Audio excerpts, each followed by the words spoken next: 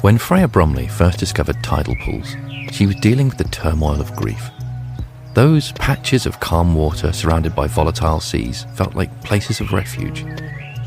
From a single experience came a mission to swim every tidal pool in Britain.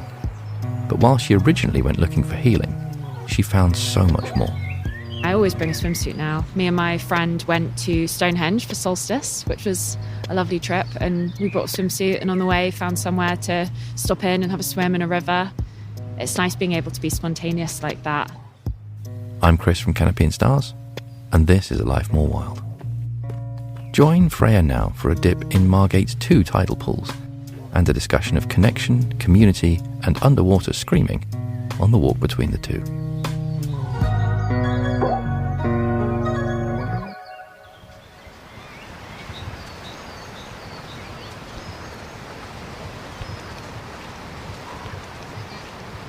Three, two, one.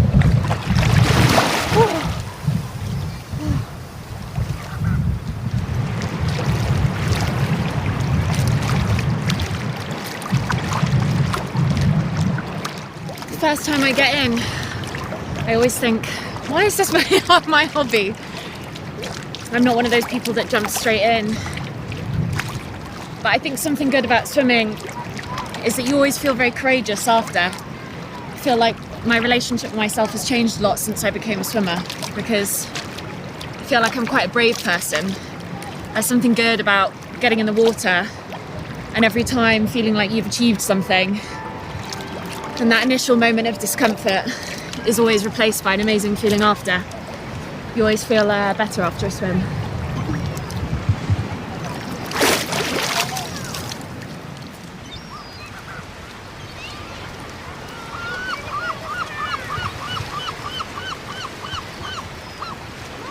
Yeah, so Margate has 2 tidal pools. We're currently at Marine Terrace, and we're going to walk around the beach, past Turner Contemporary Gallery, along the seaside front there, where there's kind of a sheltered pathway, and about 30 minutes to the second tidal pool, which is Walpole Bay. And Walpole Bay is actually Britain's largest tidal pool. It's huge, has this amazing concrete structure around it to kind of pen you into the sea.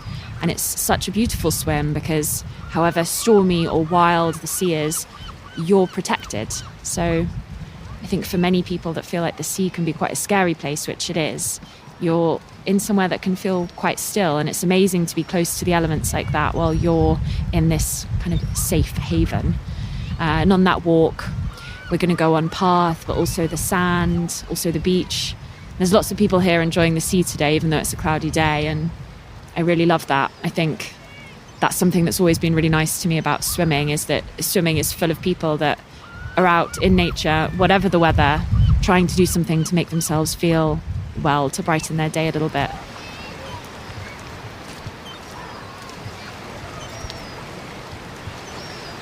It's quite a grey day, but not too far in the distance there's a strip of clear, almost yellow sky. The weather seems to move quite quickly here, so it's a nice space to spend a few hours, especially after a swim. You might be putting on your socks while it's raining, and then in not too long the sun can come out. I guess that's the beautiful thing about being on the coast, is being exposed to the elements. Some days when you're here it's so blue and so clear, but when you look out, kind of almost can't tell where the sea begins and where the sky ends. And today that's kind of the same, but for a different reason, because it's so grey.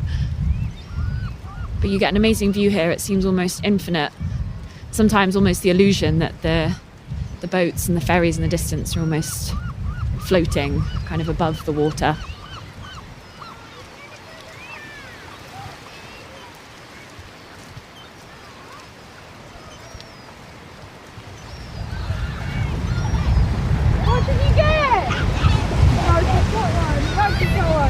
That looks fun.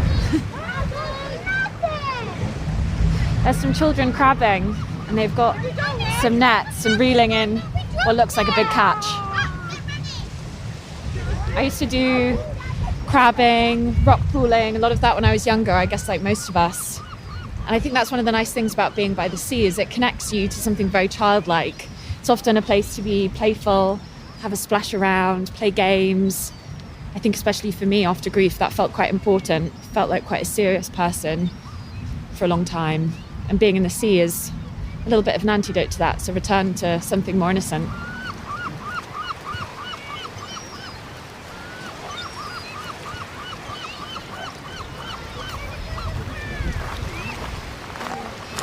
I'd been looking for a swim that wasn't too far from London and stumbled across tidal pool Margate. So we got on the train, came here, and not far from the station was Marine Terrace Tidal Pool. And it's an old boating pool, so it's quite shallow, but if anything, that kind of makes it more fun because you get in and you have a paddle and you get that rush of cold water. And we had a lovely day. Came home, didn't really think much of it until I saw a photo online of Walpole Bay, tidal pool, Margate, and it was huge, and I thought that definitely wasn't where we swam. So I realised that Margate has not one, but 2 tidal pools, and the first time we'd come here, we'd swam in the wrong one. So some people here call that first tidal pool Marine Terrace, or just Locals Pond, or the boating pool. But between the two, about a 30-minute walk. So I've always felt very envious that Margate have not one, but 2 tidal pools. Also, I think the thrill of arriving on that first day, maybe I wouldn't have even bothered to have swam in that first one if we'd not accidentally stumbled across it.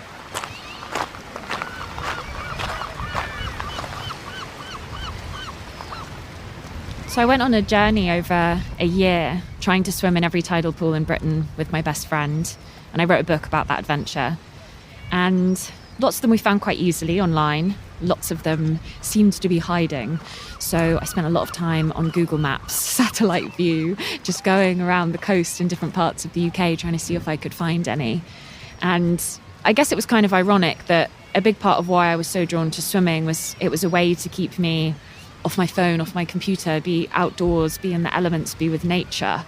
But then really what connected me a lot to different people and to swimming was research online. So I found huge amounts of information on Facebook groups or on Instagram. People would message me and say, have you been to this one on the west coast of Scotland or in this one in Dumfries? And that kind of community felt really positive. I think social media gets a bit of a reputation as maybe not always being very helpful, but actually I met lots of amazing, kind people. And when I was traveling, we'd often meet up, and it was a fantastic way to meet strangers.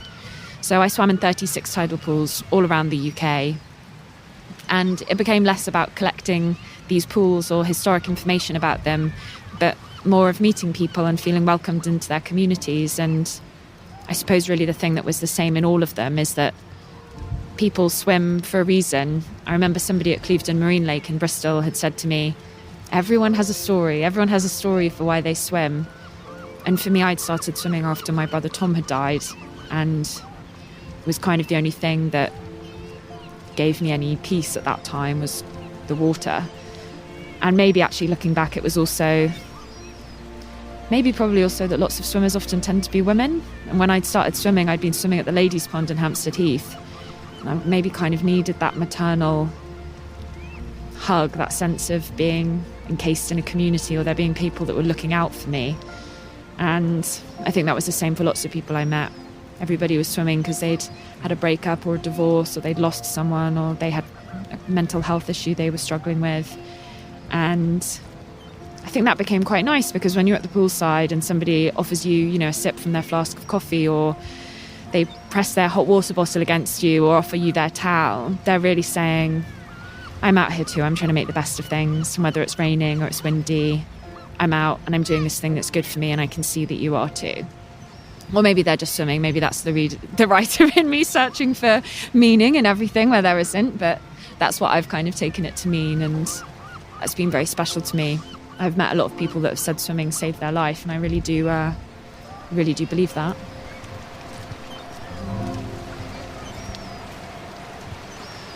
It's starting to rain now, kind of light mist. And so the horizon's blurring a bit, but it makes everything feel quite romantic. I think that was also a nice thing about meeting my partner at first. He was probably one of the first people that, when we started dating, our dates weren't always in pubs or restaurants or to do with drinking or being out. They were walks or going for swims or being outside. That was always a nice way to fall in love.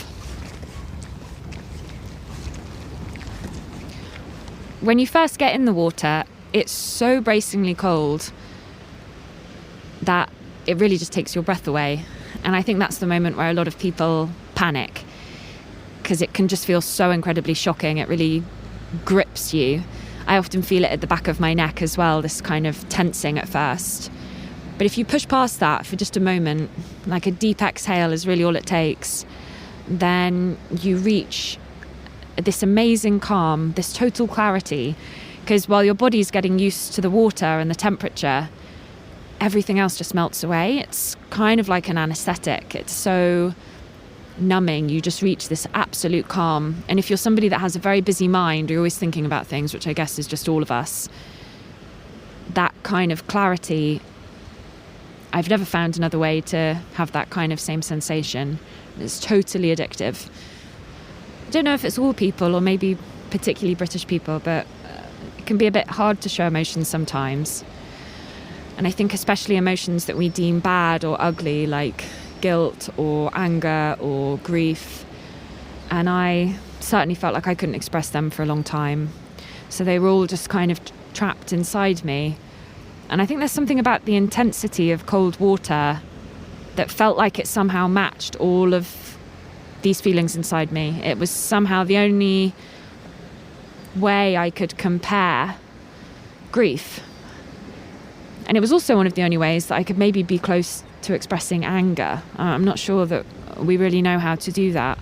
I remember when I first met my partner, we'd been on a few dates and we'd gone to the Hampstead Ponds, and he said, sometimes I put my head underwater and kind of scream as loud as I can and no one can hear.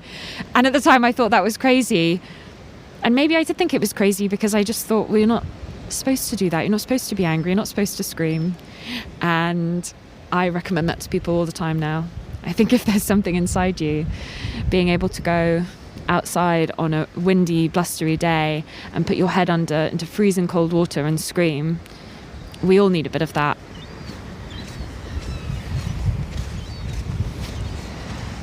Seagulls here have this part of the beach to themselves today. All the families are down near the train station. I've had a few friends that have said to me, oh, I'm not very confident with swimming, I find it quite scary. And I think that's fair. The sea is terrifying. Riptides and currents, and, it can be really dangerous. Whereas a tidal pool, you're completely secluded, you're safe. You've got these boundaries on the side, so you can experience something as intense as the sea, but you're protected. And I think maybe looking back on my journey going to visit, or maybe kind of obsession going to visit all these tidal pools, probably subconsciously that was why I was so drawn to them, because grief was this feeling that felt like it might sweep me away at any moment. It felt completely unbounded.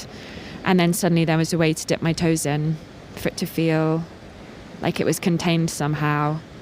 And I guess I've really learned that is that, if you start crying, if you start feeling an emotion, it is going to stop eventually. I sometimes worried if I met my grief, what would happen if I ever wouldn't come back from that place.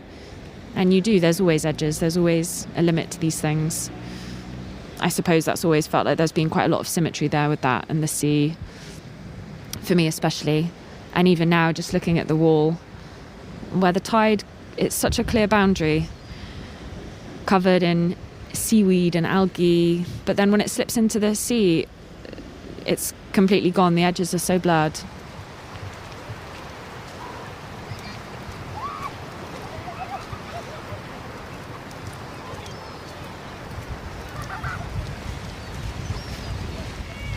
To our right, there's kind of a frozen wave of green as all of the seaweed is kind of washed up into a little mound that crests the beach. And it's quite mushy and also quite stinky.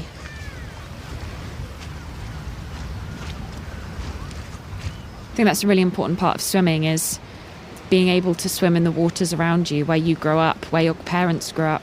I met people on the east coast of Scotland in a pool called the Trinky, and a woman there was teaching her granddaughters to swim, and she said that her grandmother before there taught her how to swim there. And there's this sense of people passing something on, a connection to to the place around them. And I think as well it's really important to remember that these places belong to us. The sea, the tidal pools, they're part of a shared history and a part of shared community, which I think is so important. I think a lot of people connected to that again in lockdown, which has been something really special.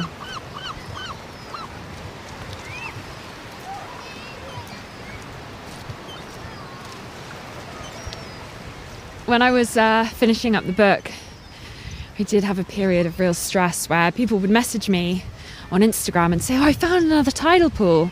And my year of this challenge I'd set myself to swim in all of them was running out. And really I kind of, maybe this is a bit of a plot spoiler for the book, but, you know, I couldn't swim in all of them. I kept finding more. And also I guess I realised that wasn't what the challenge was about, especially because maybe I'd set out to do this thing, to keep swimming, to swim in all these tidal pools, and hoped that if I did this thing that was making me feel better, I might reach some kind of feeling that felt like being fixed or moving on or finishing grief or feeling not sad all the time. And I guess by the end I realised that wasn't going to happen. Grief is something that you live with forever. The journey continues, and I guess that was kind of like my journey with tidal pools. I'm still finding more. People still reach out to me and say, "Hey, have you been here?" And I say, "No, I haven't." I'd love to go, tell me more. And I'm more content with that now. I'm more okay. I'm more at peace with that. I'm more at peace that it continues. We're here, we're approaching Walpole Bay.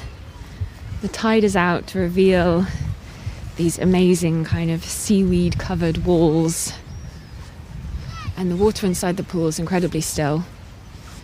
There's two figures in the distance walking along the wall, having a nice stroll, and there's one person climbing down the metal ladder. Looks like they're hesitating a bit before they get in, which is always me. I'm definitely not someone that dives in straight away. I'm a bit of a coward every time. And there's one person in some swimming trunks striding confidently across the beach. So my bet is he's going to get in straight away.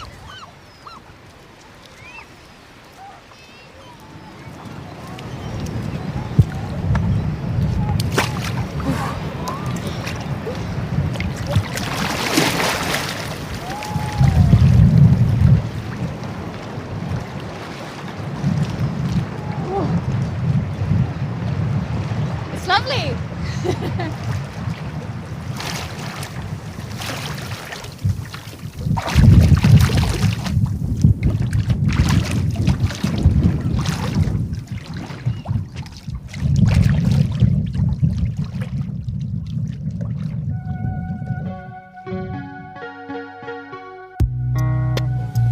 If Freya's story has struck a chord with you, then remember that whatever you're struggling with, a change of space can help.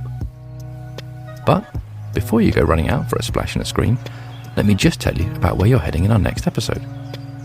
You'll be out for an evening walk with astrophysicist Dr. Becky Smethurst to do a little stargazing, talk supermassive black holes, and get the ultimate sense of perspective. Remember, if you haven't already, to give us a follow on your podcast app so you'll know when each episode comes out, rate us, review us, tell your friends about the podcast, and check out @Canopy Stars on Instagram to see footage and photos from our days out recording.